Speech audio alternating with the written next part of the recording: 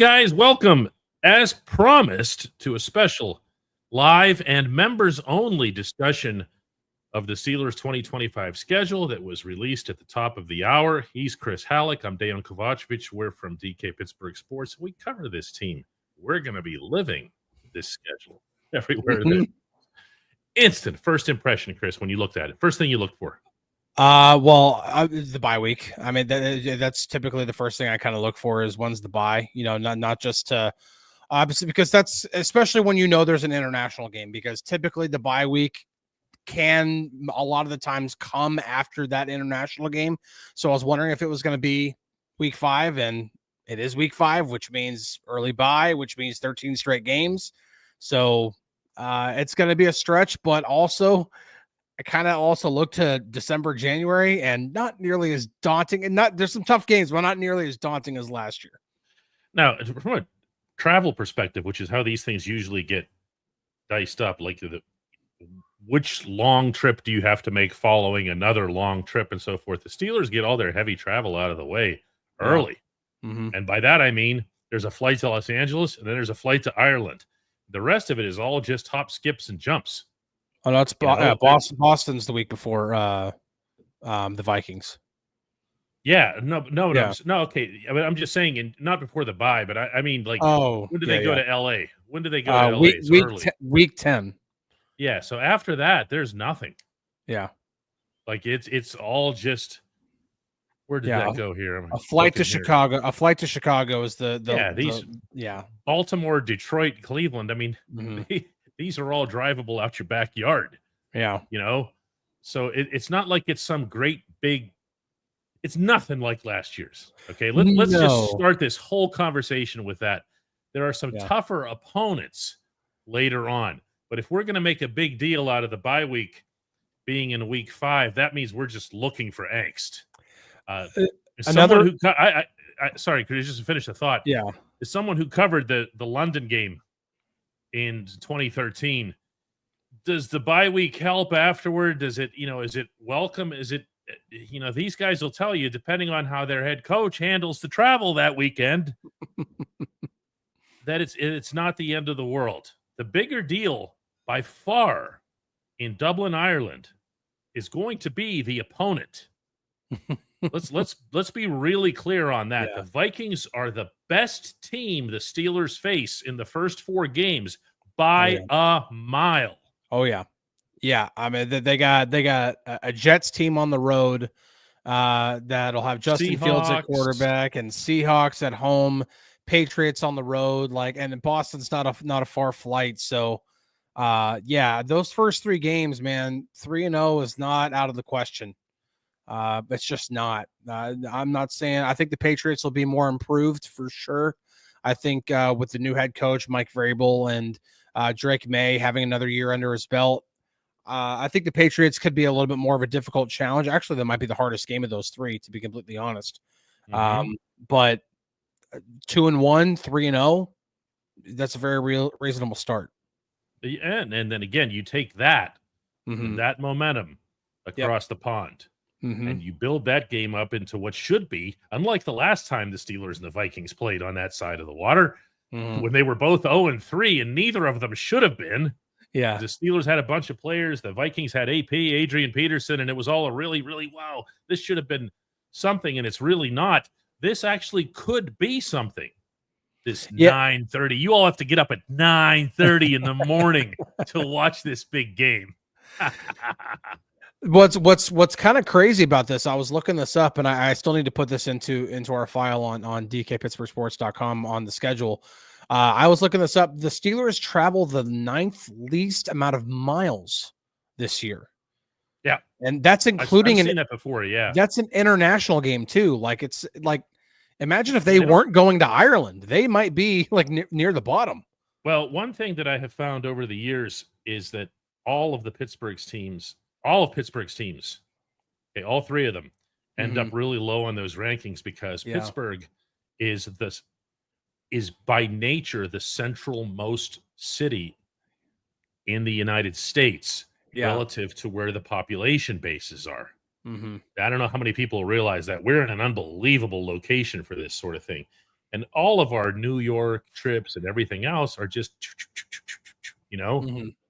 The Steelers, even with the Ireland in there. So it's not about length of travel. It's not anything else. It's to me, it comes down to becoming more confident as a football team early. And later on, let's talk about this, Chris. Yeah. Later on, you go. Where did this one? I'm looking for it here. I know which one you're talking about. It's Bills, Ravens, Dolphins, Lions. Yeah. Okay. Now, no matter what you think of the Dolphins, 3 out of those 4 are going to be formidable matchups. Oh yeah, for sure. I mean, you got the Bills. Unfortunately, the Bills are at home. That's good. Ravens, obviously on the road, it's Steelers Ravens. It's in Baltimore, but again, it's Steelers Ravens. It almost doesn't matter where it's played when those two teams are playing. Then it's Monday Night Football against the Dolphins, so you're going to have an extra day to rest up after playing the Ravens. And then it's going to Detroit to take on the Lions. Now, that's a tough one. But if that's the worst gauntlet of the entire schedule, that is nothing compared to what they faced last year. It's tough. And they could very, very well go 1-3 during that stretch. I'm not saying they can't, but there's also only one Monday and one Thursday game in this. Now, remember that the networks can mess with that, and Chris and I love it. But you want to know something? Yeah. Do they not like us anymore? Just think about that. Or did they say, we don't know who their quarterback is going to be? Well, I mean, the only part of that like, because part of me is like, yeah, that's a lot of Sunday at 1:00, but they're also playing the Jets in week 1. Like, they are setting that up to be Aaron Rodgers. It is. Well, it's also Justin Fields against his old team. So they get away with it either way. Yeah. Also, both of the New York franchises, the New Jersey franchises, are so irrelevant that it doesn't matter who they match up with. Yeah. Useless knowledge says you really don't have any clue who's going to be good or bad to a season. You really, not in the NFL. It's a year-to-year league. It really is. I've cited the Washington example. We all circled Washington and said, well, there's an easy one. Okay, and then they end up in the NFC Championship game. They won it, but yeah, they were still a really, really good team. And the year, I think it was 23, when we saw the Steelers going to Houston on the schedule originally, you're like, oh, that should be a win because Houston's not been very good. Well, they jumped and became a playoff team, won the AFC South pretty handily. I mean, that's what I was saying. The Patriots, when you're looking at improved teams, the Patriots could be one of them, honestly. When you look at all the moves that they made, the changes that they made to the coaching staff and everything like that, I mean, that could, like I said, like you look at that based off of last year at Jets, home against Seahawks, at Patriots, you're like, yeah, that could be 3-0. But like I said, don't be surprised if they're 2-1. Here's another one that some are bringing up. And I always get surprised when people who aren't reporters get excited about stuff like this. But okay, there's no holidays. I know. After last there's year, none of the we've had seasons where the Steelers literally played every holiday. Like the schedule, when the schedule came out, you looked at they had been put onto every single holiday that I was sure they were going to be added to the 4th of July as well. They would just start training camp on 4th of July. Like, that's it. It's over. Yeah. Donut says, glad to see the schedule. Now for sure we just need a playmaker on offense. I mean, that's where this is going to head now. This didn't floor me here. There's a handful of things that are moderately interesting to this, but there's not like last year when everyone was convinced that's it. It's the end of times because of that 3 games in 11 days against those opponents. Yeah. I mean, no, seriously, looking at the schedule, I like you look at just like because just based off of the way the NFL constructs their schedule, we already knew who the opponents were going to be when the season ended, when the regular season ended, back in January. But it's all about how it's ordered out. It's all about, what order you play these teams, when your bye week is. And again, looking at the way it's laid out, like we talked about, there's that 1 4-game stretch. Outside of that, like, this is very, very manageable. I mean, even when they go to LA, you have to go cross country, There's no Thursday game to worry about, the week before, the week after. It's cake, man. Yeah, Alan Wood says, nice way to start out. Hang on, it was right here. Alan Wood says, nice way to start out. If Rodgers does come, he'll want to shove it up there. You know what? Listen, I'm tired of hearing about how everybody needs to motivate Aaron Rodgers. I'd rather have a quarterback who's already motivated.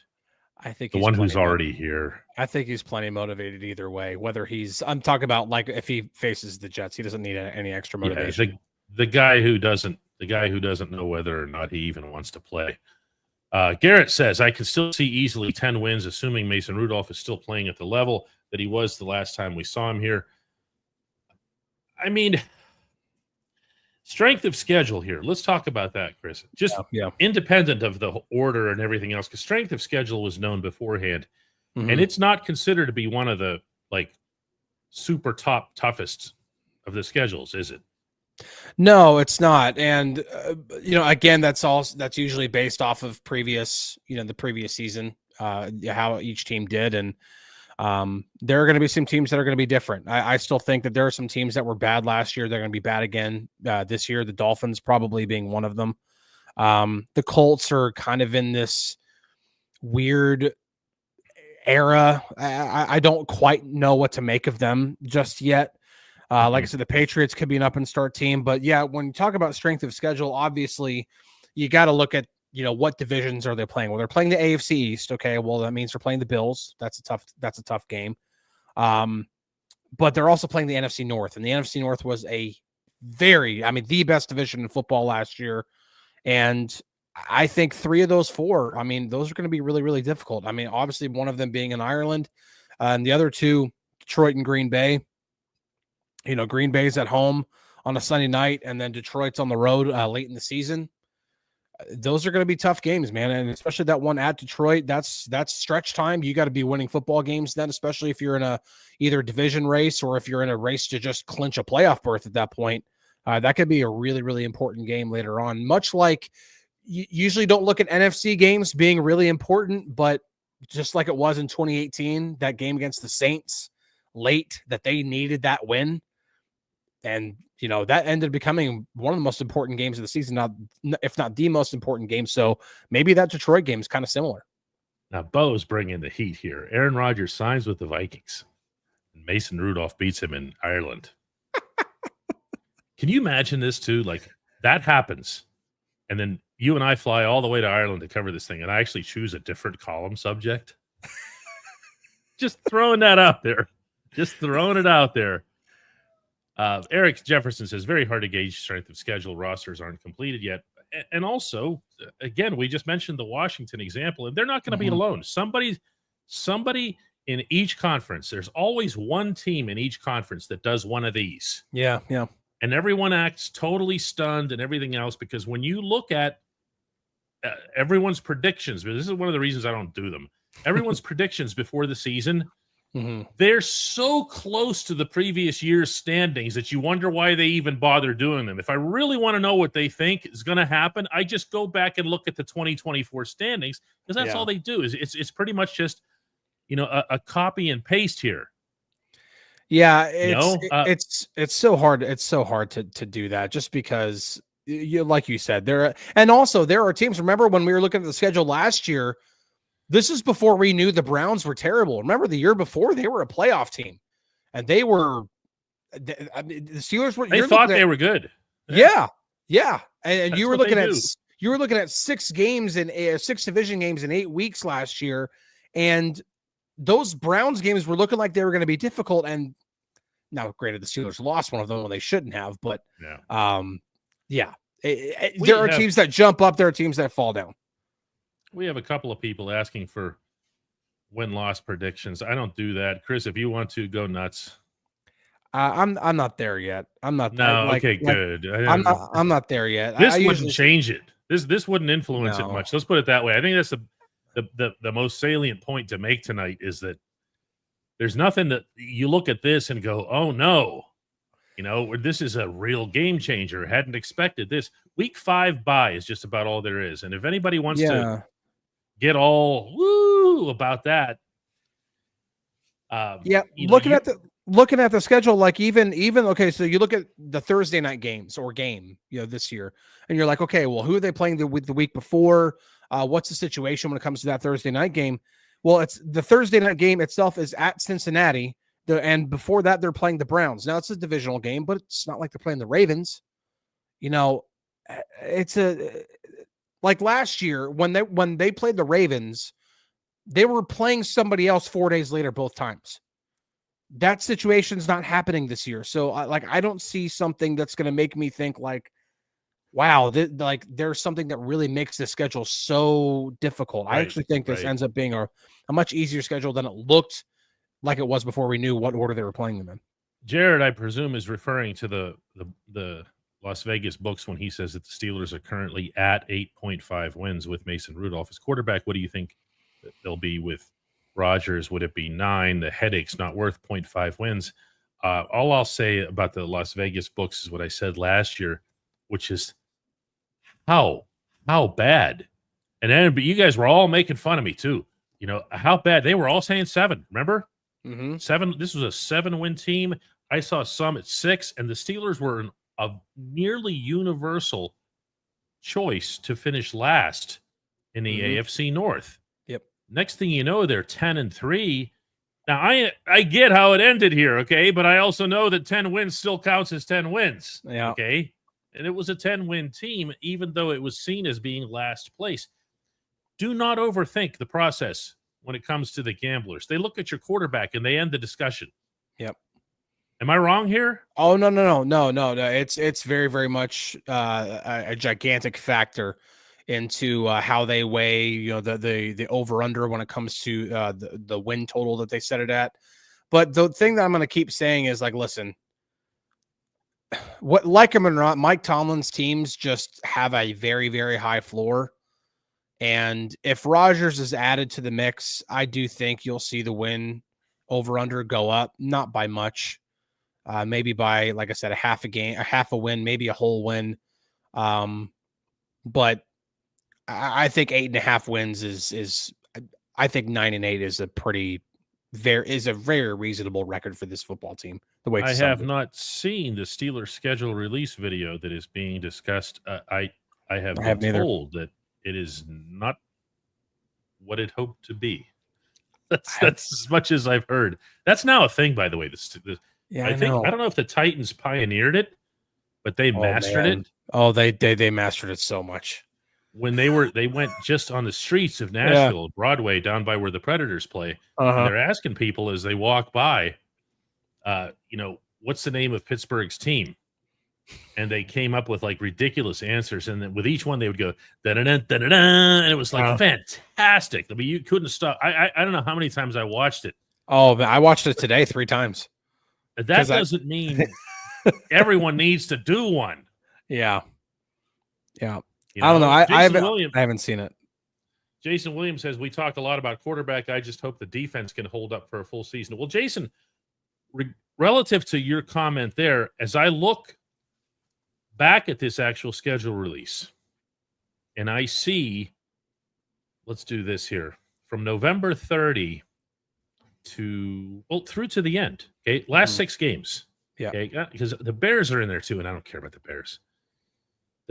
The Bills, the Ravens, Dolphins, the Lions, the Browns, and the Ravens. If your run defense is going to be good, it had better be good in that stretch. And I'm not including all of those teams, okay? But even the Browns, they would prefer to run the ball. If you got Kenny Pickett, you'd better be running the ball. Well, especially they just drafted 2 running backs. So they're gonna be doing that. They're gonna be grinding it out. The Ravens and Derrick Henry, they're going to be grinding it out. The Lions have that mindset as well. So that doesn't mean you have to set your bar at 299 yards or less each week. But you do need exactly what John Malesko is pointing out here, which is a heavy rotation. And that's why when anybody brings up the subject of Derek Harmon, Y.A. Black, and anybody else who comes into this defensive front mix, that includes the edge rushers, the whole defensive front, you better understand that it's not so much about who's starting, it's how often are they switching out. That's going to be you're going to hear that from Carl Dunbar 1,000 times between now and opening day. Yeah, 100%. Another thing, looking at the schedule here, 4 primetime games. That can change. I know it can change. Changes. Yeah. I know it can change, but like initially, normally it's like, okay, well, so they have 2 Sunday night games. But even then, when you look at even outside of that, I think there's there's 2 late afternoon games. Those are obviously, I think just about every reporter, that's their least favorite. But yeah, the Bills and then the Lions. Everything else outside of the primetime games and the Ireland game is 1 p.m. This is Sergio a very cake schedule. Sergio asks who's going to be the first rookie to make an impact. I think that's going to be Caleb Johnson. And I don't even know that that's any kind of judgment on third rounder versus Harmon as the first rounder.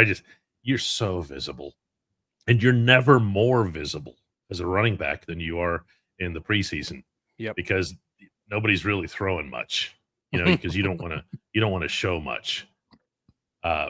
Sergio asks if there's any city that I'm excited to go back to. Mine's Dublin. I was there in 2019. Absolutely loved it. Can't wait to go back.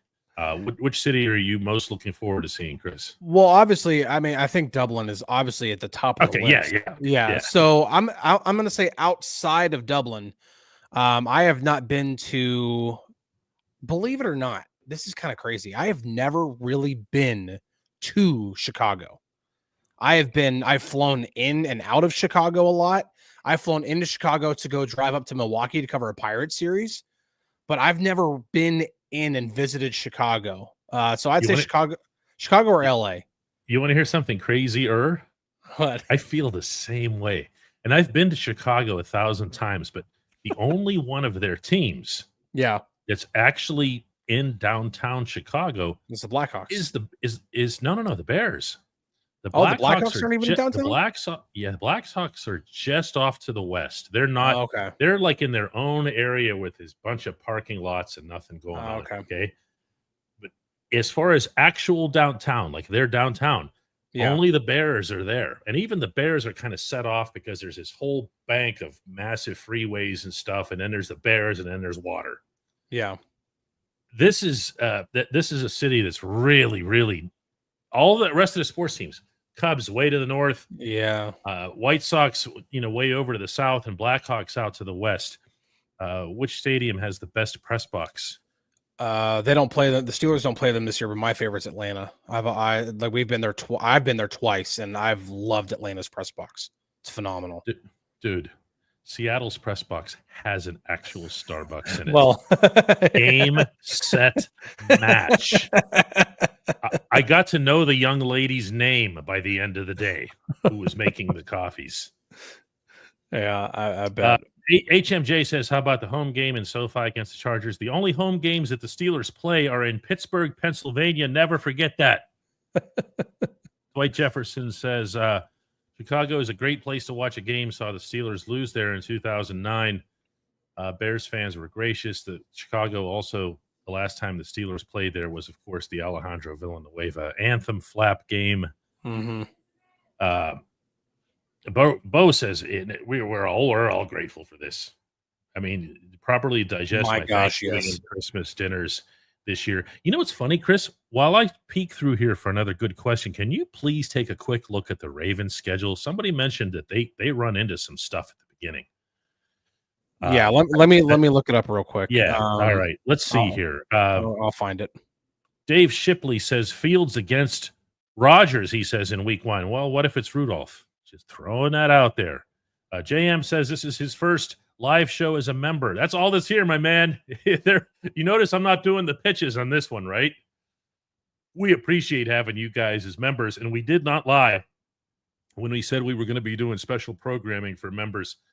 And we're trying to build this on, just being blunt here, we're trying to build this on your backs, this community. We want to keep getting this to be bigger and bigger and bigger. What you got, Chris?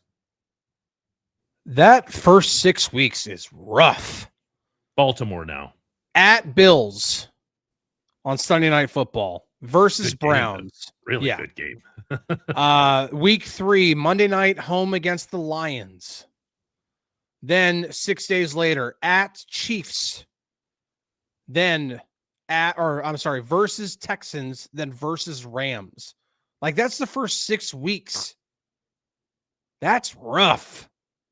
You got to play the Lions, who won 15 games last year. You got to play the Chiefs, who everybody knows who the Chiefs are. You got to play the Bills at Buffalo in week 1, and you're playing the Rams as well. The Browns are the easiest game, and it's a divisional game. Then they have their bye in week 7. Then it's versus the Bears at the Dolphins on Thursday night. So even their easiest game, probably at Dolphins, is on 4 days rest. At Vikings. Oh, that's three road games in a row. So it's at Dolphins on Thursday Night Football, then at Vikings, then at Browns. Then a 3 home game stretch versus Jets, versus Bengals, versus Steelers. Then at Bengals, versus Patriots, at Packers, at Steelers. So they don't even get to open or close their season at home. Mm-mm. Jared says, I went to gift some memberships, but realized everyone here is already a member. Good call, dude. So enjoy tomorrow's coffee on me. We appreciate you dropping the $10 here. Jonathan points out, as it also relates to the Ravens, that the Steelers are going to be playing them in December and January, and they might not have Lamar Jackson again. Lamar's style of play, as much as it's worthy of respect, does lend itself to him getting beaten around a little bit. I don't think that's ever going to change where he's concerned, because I don't know that you could ever see him change styles. No, but he has become, and he needed to, he has become more of a pocket passer. Not saying that he is going to be a guy who drops back 30 times and stays in the pocket 28 times. He's obviously going to run, but he's had to learn to become more of a passer from the pocket to survive. You can't be RG3. That's why RG3 never lasted, because he was literally running for his life every time he wanted to, which was all the time. Yep. He never learned how to be that passer. And I mean, injuries just derailed his career. He had to become a better pocket passer, or he wasn't going to survive. And so that's why he's evolved into that. And that's why he's a 2-time MVP. Keith says, I'm so excited for the Bears game. Said no one in Chicago ever. At least not since the monsters of the Midway, or the Mike Ditka teams. I'm excited. Like Soldier Field, like, historical stadium in the NFL. That one's got me excited for sure. Sean Evans says it's going to be so friggin' nice once the Steelers actually know who QB1 is. Framing all these variables will be so much less speculative. I mean, I agree. That's one of the reasons people say, what do you think the record prediction is going to be? Who the hell knows? And the thing is, it's really hard to figure it out. They could sign Aaron Rodgers, and then he could go down in the preseason and be out for the year. Like, you never know what's going to happen until, because he's old. Well, yeah, and there's that too. Yeah, I mean, he's actually old, and I'm talking about in football years. He's ancient. I mean, kickers don't make it to 42. Tom Brady did it. Now, granted, Tom Brady's the GOAT, but Tom Brady, you can, if you want, everyone does that with the 6th rounders too. Well, Tom Brady did it. Well, guess how many Tom Bradys there have been in NFL history? To be fair, Aaron Rodgers is definitely closer to Tom Brady's level than almost every single other 6th rounder is to Tom Brady's level. Except for Jeff Rossi asks if Aaron Rodgers would play in the preseason. He's not here. I don't care. Even if he is, he's not. You don't need him to play much. This is a good point here. We're gonna wrap up here tonight. JM says the Steelers need to stack wins early. Weeks 13 to 16 are brutal. I don't know if I'd go that far, because there is Dolphins in there. But I would say the Steelers needing to stack wins early. I think setting 3-0 as a bar is nice. Expecting 3-0 in any circumstance is difficult. It is the NFL. There are upsets, and there are upsets that really aren't even upsets. But when you factor in, and I'm going to keep saying this, that Ireland game is now a big deal, not just because of the setting and all that other stuff. It's now the signature game of the early portion of the schedule. Yep. And if they go into, I mean, it's interesting because they were 0-3 when they went to London to face the Vikings, and it was must win. Now it was must win for the Vikings too, but it was must win. But it's got to be almost the same sense of urgency. It almost doesn't matter what the record is going into that Ireland game, just because you saw what happened last year. Even when you get off to a great start, even through the first 13 games of the season, you can get off to a great start and it still not be enough. You have to be able to play a full schedule, and the best, whenever you are given any kind of running start, which I almost look at the schedule and think of it as an actual running start, you have to get off to it. I mean, I'm not saying they have to be 3-0 when they go to Ireland, but I think 2-1, they need to be at least 2-1. They cannot leave Dublin under 500. They just can't. That is correct. David Weiss says the best part of Chicago is Wrigleyville during the summer for Cubs games. Cubs fans are evil. I just want to drop that nugget here. The last question they asked the Pope before he became the Pope, the new guy, was White Sox or Cubs. He said White Sox. They said, you're in. That was it. He's now Pope Frank Thomas. That actually would have been awesome. Pope Big Hurt. Oh, that's awesome. Last question.